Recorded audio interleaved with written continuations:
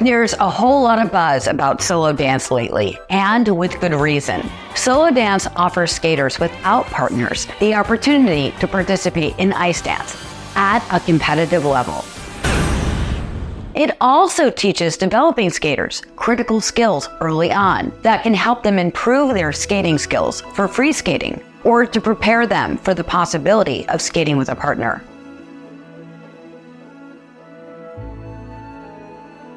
Solo dance also offers a competitive environment for skaters who may not be interested or have grown tired of jumping. It also provides a gender-neutral environment for competitive ice dance with an even playing field for all genders. More than that, solo dance is a way to find a community and stay involved in the sport if you prefer ice dancing to free skating and don't have a partner. That is true for skaters who may not want a partner and for those who are challenged to find a compatible partner. Synchro is called very similar to the way ice dance is called, so it's great for those that are on the synchronized skating team. They call their step sequence almost the same way step sequences are called in ice dance. It's exact and technical. Hi everyone, this is Amy. Welcome to my channel. Before I get any further, I want to remind you that while I am a PSA ranked and rated coach, I'm not any kind of official spokesperson for US Figure Skating or the PSA. Always work with your own coach to determine what is best for you and your skating. There are 3 categories of solo dance. There are pattern dances, where you skate just 2 pattern dances or a pattern dance and a variation. There's the combined event, which for juvenile through novice is a pattern dance and a free dance.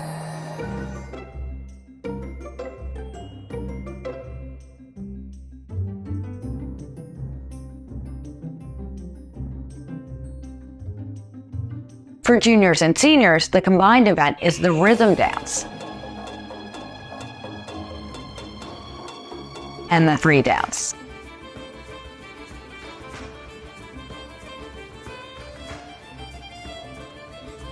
Then there's shadow. Shadow dancing is 2 people skating side by side in a shadow position. I'm gonna get to more on that later, so stay with me. Back when solo dance competitions first began, the level of skating required was similar to that of testing. However, as solo dance has grown over the years, it's become much more competitive, especially now that it's becoming an international event.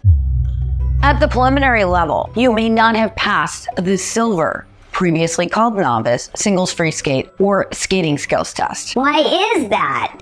They've put that in place for the lower levels because there have been solo dance competitors competing with junior level free skaters who may have just been new to dance. That's not a level playing field, is it? The level of skating skills just isn't the same. So they've made it a rule that for your singles free skate tests, you can only be 3 levels above your dance level to keep it more competitive and fun for all. Boys and girls do compete against each other in solo dance. For most of the dances, everyone skates the same steps. Sometimes it's the lead steps, sometimes it's the follow steps. Eventually, those steps will be referred to as steps A and step B. There's no more man and lady. Everybody performs the designated steps. The rules do change each year, so you must read through the solo dance handbook for this and every year. Anytime something is highlighted in yellow, that's something new because there's been a rule change.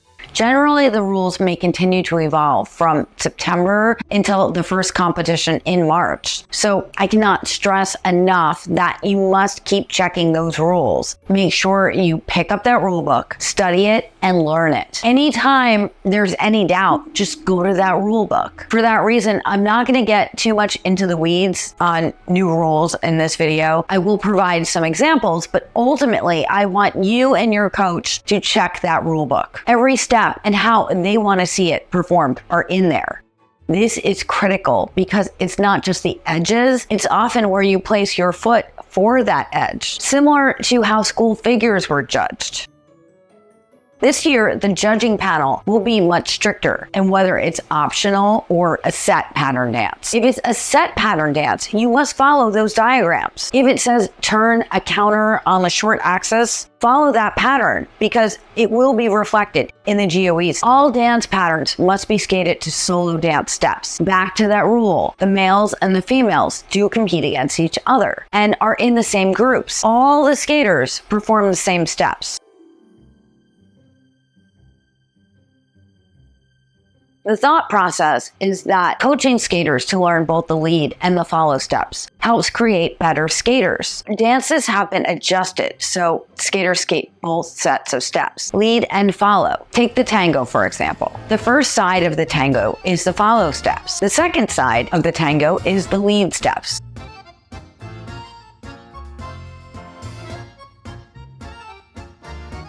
This is why it's essential that you follow the rules for the patterns for this year. Moving on to key points.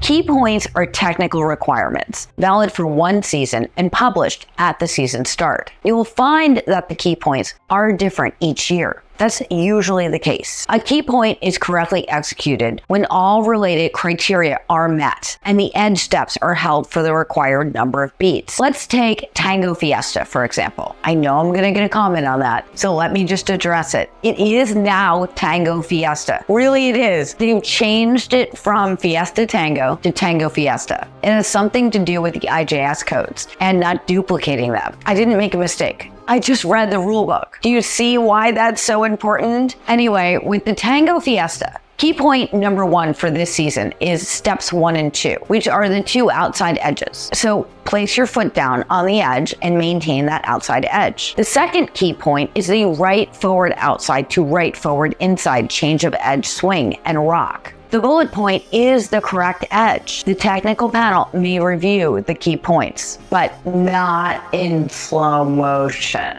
When there are 2 members of the tech panel and they cannot come to a mutual agreement, the decision will be in favor of the skater. Unless otherwise prescribed, a change of edge within the last half beat of a step is performed to prepare the push transition to the next step. They look for clean turns in dance. In other words, as Stephen Bellinger explained it at the PSA Summit, they look for a figure turn done at Mach 5. It is that specific in solo dance. It's not the way it was a few years ago. Very few skaters are getting called with high levels coming out of turns or Twizzles.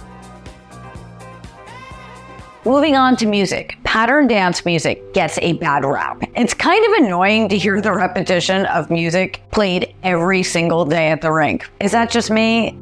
If you like pattern dance music, leave me a comment down below and let me know. If you don't like the music provided by the ISU, you can select your own. That's the skater's choice music. The music can be chosen from any piece of music. It may be either vocal or orchestral, and it may be within plus or minus 2 beats per minute of the requested beat for each dance. It must have the correct beats per measure and be appropriate. So make sure your choice of music is suitable for you, your age, and the style of dance you're skating to. You want to listen to the rhythm, the melody, lyrics, and the beat to ensure that you check all the boxes for beats per minute, age appropriateness, and appropriate for the dance style. There are significant deductions this year if the solo dance you were skating to is the wrong style of music. So be really careful with your music that you select when it comes to skater's choice. How is music timed? There's a chart that lists the required beats per measure. It's in US Figure Skating members only. The chart provides you all the information that you need. The timing of the music is from the intro to the exit. You must consider the entire length of the music. There are programs that can help you determine if a song has the appropriate BPM, like the way that Stephen Bellinger put it at the PSA Summit. You don't want the judge to count.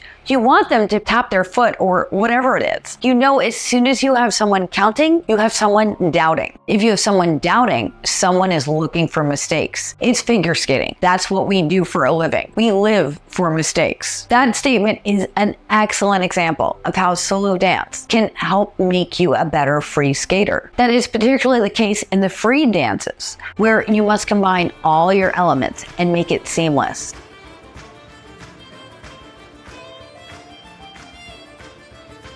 That makes you a better free skater. In fact, skaters that do dance and showcase or theater on ice can improve rapidly because all those help with the theatrical aspect. Putting on a show, covering the ice, they all work as one.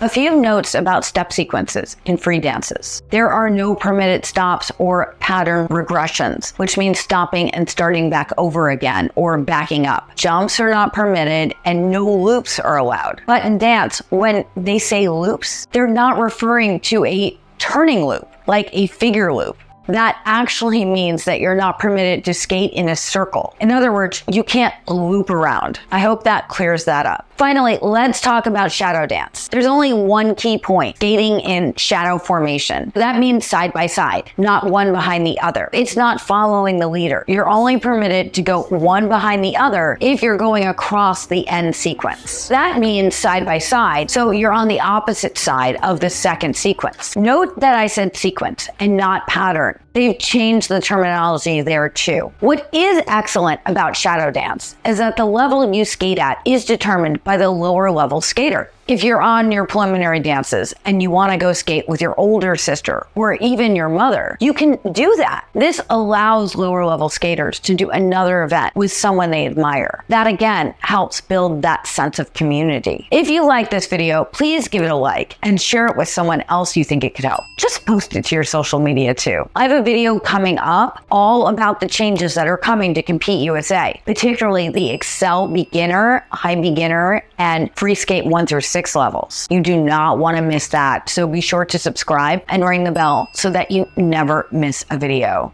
This is Amy. Happy skating. Thank you for watching. I will see you real soon. Bye.